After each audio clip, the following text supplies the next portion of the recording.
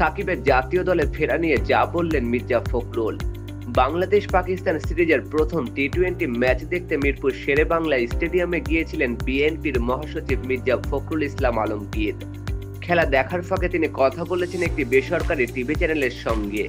সাক্ষাৎকারের এক পর্যায়ে সাংবাদিক সাকিব আল হাসানের প্রসঙ্গ টানেন।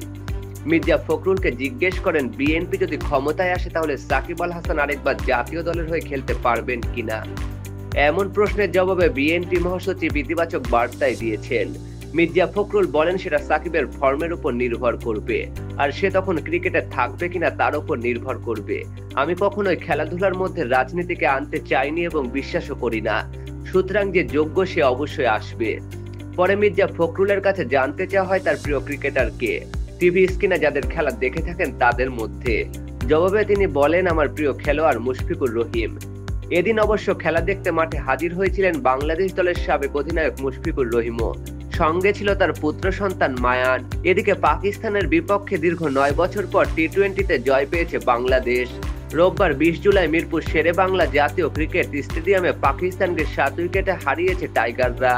সফরকারীদের দেয়া 111 রানের লক্ষ্যে 27 বল হাতে রেখে পেরিয়ে যায় লিটন দাসের দল। মোহাম্মদ সামিল খান, রাষ্ট্রবার্তা ডেস্ক রিপোর্ট।